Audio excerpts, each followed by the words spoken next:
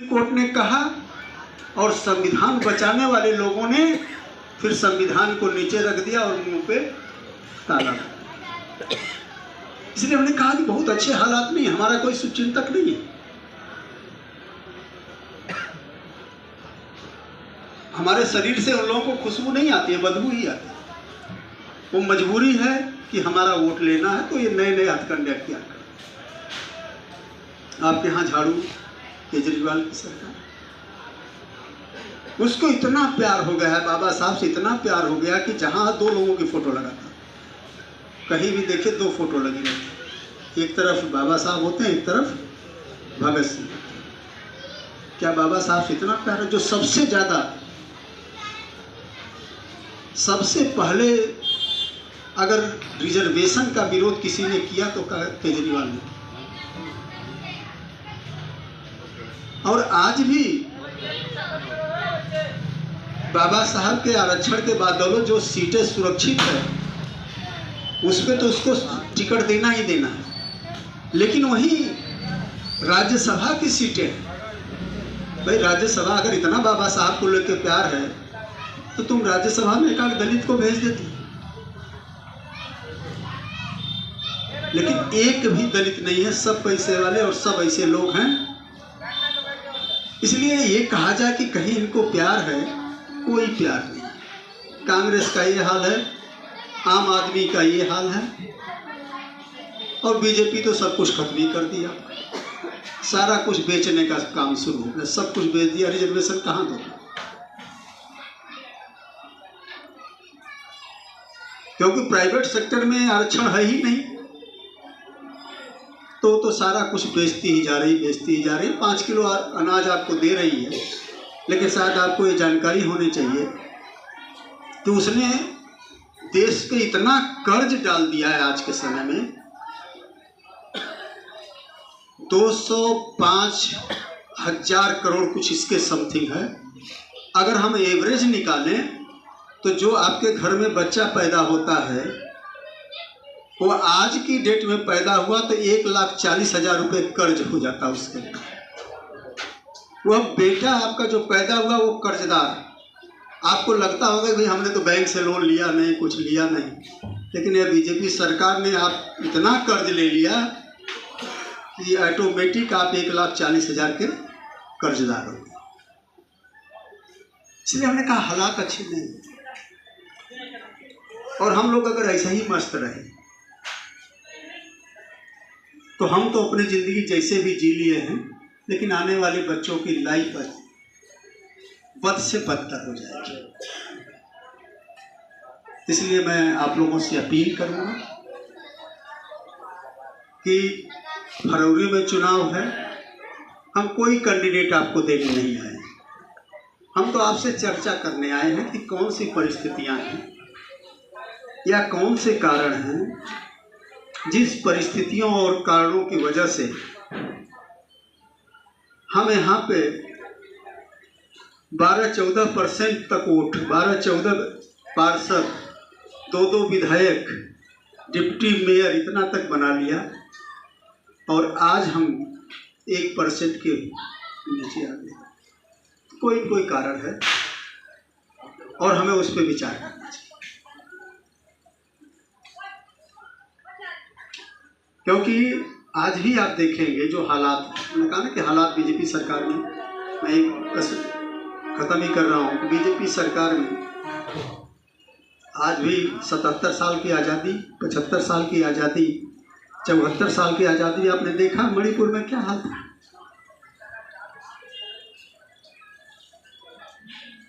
मणिपुर में यह हाल था कि आदिवासी समाज की महिलाओं को नंगा करके घुमाया।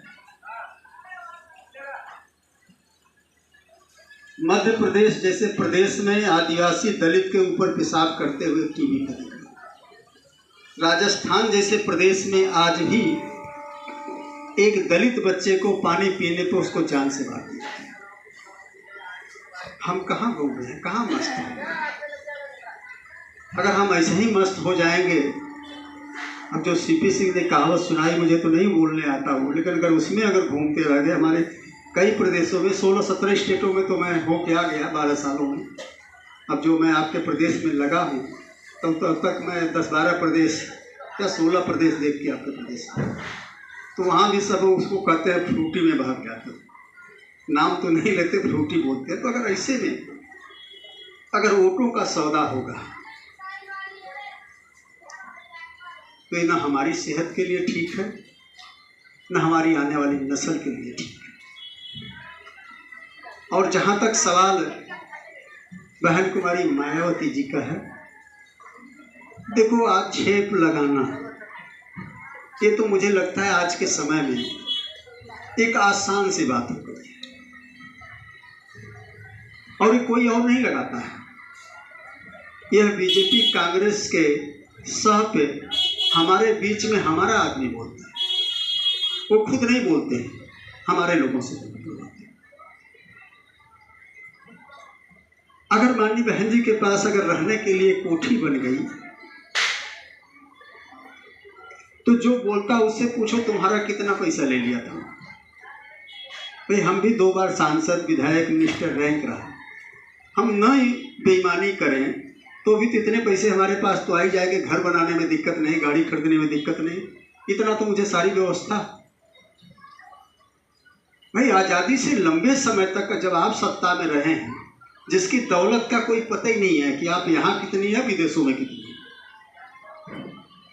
तो हमारे लोगों के पेट में दर्द हुआ नहीं। लेकिन अगर हमारी नेता के पास अगर व्यक्तिगत तौर पे अपने रहने के लिए, क्योंकि जरूरी भी था वो, अगर वो अपने लिए मकान न रखें, आपको पता होगा लखनऊ में माननीय कांसीराम साहब के नाम से आधा बना था, आधा में बहन जी रह रही थी, और इन्होंने एक फरमान जारी किया और उसको तुरंत खाली कराएंगे। सरकारी आवास का पता तो है कब वो खाली करा लें। तो अगर वो खाली करा लें और हमारी नेता अगर अलर्ट ना हो तो क्या अपना सामान लेके सड़क पे रहेंगे, और सड़क पे जाएंगे तो हम लोगों का सर नीचे नहीं होगा। हम लोगों को भी तो शर्म आएगी, हम लोगों को भी, जिसका इतना बड़ा समाज, उस समाज की नेता सड़क पे आ जाए तो हमारे लिए तो कहावत है कि चुल्लू भर पानी में डूब जाओ। तो अगर इसके लिए उन्होंने प्रबंध कर लिया कि भाई सरकार में रहते रहते कहीं बगल में जगह लेके कोठी बना ली जाए, तो ये कौन सा गुनाह है? लेकिन हमारे लोगों के पेट में दर्द नहीं होता है। ये जो मान्यवर कांसीराम साहब ने लिखा ये किताब चमचा, तो ये जो हमारे ही समाज के चमचे लोग होते हैं जो कहीं कहीं पराजित होते हैं कांग्रेस से, बीजेपी से, आम आदमी पार्टी से, वो इस तरह की अफवाह फैलाते हैं और लोगों को गुमराह करते हैं। और फिर आप भी उसमें गुमराह होते हो तो आप क्या करते हो कि 10 रुपया भी पार्टी को पहले जो दे रहे तो देना बंद कर दिया आपने। मैंने देखा कि आप लोग भी पहले 10 रुपये 20 रुपये देते थे चंदा, जब मैं करोल बाग गया तो पता चला कि वो भी देना आप लोगों ने बंद कर दिया। क्यों बंद कर दिया भैया? आप उससे ज़्यादा तो आप ही शाम को बैठ के कुछ खाने पीने में लगा देते हो। अगर ये सोच बाबा साहब की रही होती, यह सोच माननीय कांसीराम साहब की रही होती तो हम यहाँ होते। हमारे जैसे व्यक्ति को क्या राज्यसभा में जाने का मौका नहीं? तमाम लोग हमारे जैसे का, मतलब उधर आप लोग बहुत लोगों को जानते हैं जो राज्यसभा गए, विधान परिषद गए, और हर समाज को मौका दिया। गुप्ता समाज इधर बैठा, इनको भी मौका दिया, सैनी समाज को भी दिया, प्रजापति समाज को भी दिया, सैन समाज होता है तो सैन समाज को दिया, और सैनी को भी दिया। सैन और सैनी में अंतर है। सैनी हमारा, और सैनी को, सैन को तो हमने मध्य प्रदेश में 3 बार कंटिन्यू, एक घर था 3 बार कंटिन्यू बहन जी से आशीर्वाद दिलवाया, टिकट मिला, और 3 बार कंटिन्यू 15 साल तक विधायक रहा, जबकि उसका वोट नहीं था। लेकिन समाज, यही दलित समाज उसको वोट देता है। तो बहुजन समाज पार्टी या हमारी नेता बहन कुमारी मायावती जी ने कितना सम्मान दिया, जिस समाज को कोई पूछता नहीं था, वो सारे समाज को मौका दिया। वो तब मौका उन समाज को दिया जब आप लोग 10 रुपये, 20 रुपये, 50 रुपये इस मूवमेंट को लगाए, और उस मूवमेंट में लगा के जब आपने सरकारें बनाई तो उस सरकार या विधायक जिताया, तो उसके बलबूते नेता ने मौका दिया, तो सैन को भी दिया, प्रजापति को भी दिया, सैनी को भी दिया, कुशवाहा को भी दिया, गुप्ता को भी दिया और यस्सी को भी दिया। और किन लोगों को दिया? वो कौन लोग? हम जब वहाँ बैठते थे पहली बार 2008 में, उससे पहले एमएलसी था, लेकिन 2008 में गए तो जस्ट मेरे बगल में जो सीट थी वो बजाज का मालिक था, जो लम्ब्रेडा स्कूटर रहता था, तो राहुल बजाज क्या नाम था, वो हमारे बगल में बैठे थे। किंग फिशर का विजय माल्या था, वीडियोकॉन का मालिक था। मतलब इस तरह के लोग जिसको हम सुनते हैं कि टेलीविज़न की कंपनी वाला है, ये फिलिप्स वाला है, ये लोग उस हाउस के मेंबर बीजेपी कांग्रेस से गए और वहाँ आर्यन आर्या जैसे लोग जो क्लास 4 के, गांधी आज़ाद जैसे लोग जो क्लास 4 के, बलिहारी बाबू मतलब बाबू क्लर्क बाबू जैसे लोग उस हाउस में एक तरफ बैठे हैं, दूसरी तरफ बड़े बड़े इस देश के धन्ना सेठ या उद्योगपति बैठे हैं। तब संभव होगा जब आप लोगों ने थोड़े थोड़े से सहयोग करके इस पार्टी को आगे बढ़ाया। तो आज कौन सी परिस्थितियां आ गई? अब आप कहते हो साहब हमें सम्मान नहीं मिलता, कहीं कहीं मुझे आता है कि साहब कोई पूछता नहीं, अरे उसकी बेटी की शादी, चंद्रपाल की बेटी की शादी है कि आपको कार्ड देने आएंगे? भाई इनका व्यक्तिगत काम थोड़ा नहीं, हमारा थोड़ा ना व्यक्तिगत काम, हम तो समाज के नाते संघर्ष कर रहे हैं, हम कुर्बानी दे रहे हैं। तो दायित्व तो आपका भी है, जितना अधिकार पार्टी के हमारा उतना आपका भी है। तो अगर सम्मान नहीं भी मिल रहा तो सम्मान लो, आप जाओ, बात करो, कोई मार के भगाएगा थोड़ा नहीं आपको। इसलिए हमने कहा कि कम से कम आप लोग बैठो, कुछ बातें करें और उस बातों से कुछ रास्ता बनाओ। हमने कहा हम नहीं कैंडिडेट देने आए, हम तो ये कहने आए हैं कि ये परिस्थितियां अगर आज निर्मित हो गई हैं तो परिस्थितियां आपने निर्मित कर दी है इस तरह का, जो हमारे समाज के लिए बहुत खतरनाक है। कल हमारा बहुत ही बुरा हाल होगा। आज भी मैं आपको बता दूं, हम भले सरकार में ना, आज हमारे पास भले विधायक न हो, लेकिन आज भी दलित पे अगर जुल्म कोई करता है तो उसको तुरंत जहन में आता है कि अरे यार मायावती का आदमी होगा, बीएसपी का आदमी होगा, अगर हमने कुछ किया तो कल लेने के देने पड़ जाएगा। इतना डर आज भी है। और मैं आज भी कह दूं, अगर बहन कुमारी मायावती जी दलित परिवार में नहीं पैदा हुई होती तो इतने बोल्ड और इतनी कुशल प्रशासक, इतनी क्षमतावान नेता आपसे बहुत पहले देश की प्रधानमंत्री बन गई होती। क्योंकि हमें लोग पचाना मुश्किल हो रहा है। लेकिन दुख तो यहाँ होता है कि हमें वो पचाएं या ना पचाएं, हमें उनकी क्या जरूरत है? भाई बाबा साहब ने तो हमें वोट का अधिकार दिया और कहा वोट से ही राजा बनेगा। तो अगर वो हमें न पचाएं, हमें न देखना पसंद करें, तो वोट तो हमें देना है ना। इसलिए मैं आपसे अपील करने आया। वो चीज़ें मुझे लगता है कि आप लोग सीपी सिंह जी ने भी बहुत कुछ बताया। हमें तो उस सरकार में थोड़े दिन रहने का भी मौका मिल गया। जब हम एमएलसी नहीं थे तो हम मुख्यमंत्री के पीआरओ बन गए, तो बहुत कुछ जानने का भी मौका मिल गया था। तो उसे हमें भी बहुत कुछ, लेकिन उन्होंने एक सूत्री कार्यक्रम, उन्होंने कहा कि मुझे यह आंदोलन हमारे दलित पिछड़े समाज के संघर्षों के वातावरण बना, इसलिए हमें उनके उत्थान के लिए काम, इसलिए जितनी योजनाएं बनाई। जैसे बाबा साहब जब संविधान लिख रहे थे तो बाबा साहब ने संविधान अकेले लिखा। ये जो 7 मेंबर थे, 7 में ज़्यादातर लोग या तो कोई बीमार था, बाकी किसी ने कोई सहयोग ही नहीं किया। तो बाबा साहब ने कहा जब किसी ने सहयोग नहीं किया तो बाबा साहब का उसमें पढ़ेंगे तो हैं वैल्यूम में। उन्होंने कहा फिर मुझे आराम से मौका मिल गया कि हमें कोई बिना रोक टोक के हम संविधान में सब वो चीज़ें देते गए, लिखते गए, जिसका एक उल्लेख है कि ओबीसी को भी उन्होंने साथ न देने के बाद भी धारा 340 डाल के प्रावधान कर दिया कि आज़ादी के बाद जब सरकारें बनेगी तो वो मजबूर हो जाएंगी कि आयोग बनाएंगी, और आयोग बना के पिछड़े समाज के लोगों को भी रिजर्वेशन शिक्षा में या नौकरी में या हर क्षेत्र में देके इनको आगे बढ़ाने का काम करेंगे बाबा साहब। वही स्थिति माननीय बहन जी के लिए हो गई कि जब बहन जी ने किसी का सहयोग ही नहीं लिया, किसी उद्योगपति का नहीं लिया, किसी धनवान का नहीं लिया, किसी बड़े नेता का सहयोग नहीं लिया सरकार बनाने में, आपके धन से आपके वोट से जब सरकार बनी तो उन्होंने कहा अब कोई रोकेगा नहीं। उन्होंने भर्ती हो चाहे महापुरुषों का सम्मान करना हो, ये तमाम चीज़ें उन्होंने किया।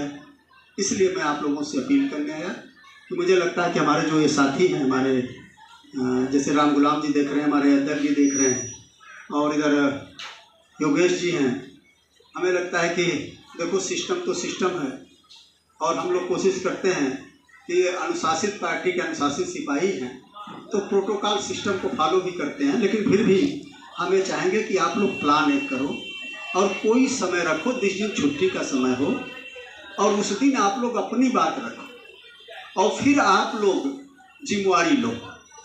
ऐसे काम नहीं चलेगा। आप लोग जिम्मेवारी लो, एक सेक्टर का लो, एक मोहल्ले का लो, एक 10 घरों का लो, कुछ न कुछ लिखित में दो कि साहब ये मेरा काम होगा कि ये 10 घर को हम 20 आदमियों से आपको तैयार करेंगे। क्योंकि जब अगली हमारी मीटिंग हो तो अगली मीटिंग में इतने लोग ना हो, कम से कम अगर इतने बड़े हाल में भी करो तो एक खचाखच भरा रहे, तो फिर हम उस पर और कुछ बातें करें और इसके बाद फिर हम आपसे सारी चर्चा करें। इसलिए मैंने आप लोगों का समय लिया और हमने कहा कि जो 10 रुपये आप देते रहे हो उससे कुछ बनता बिगड़ता नहीं। उतना तो आप शाम को जब आपके पॉकेट में आ जाएगा ना 500-1000 रुपये, तब थोड़ा और पकड़ेगा और उसका मंगा लोगे, उसमें उड़ा दोगे। तो वो 1-2 दिन कम करके, इंदिरा जी हंस रही हैं, इंदिरा जी हम आपके ऊपर भी लोड डालेंगे, अभी चिंता मत कर। अब आ गए डॉक्टर साहब भी, ये सब अब हम आसानी से नहीं छोड़ेंगे। कम से कम इस बार तो ये उपस्थिति हो जाए कि आप लोग अब आने के बाद कम से कम हर चीज़ में आप आगे कीजिए।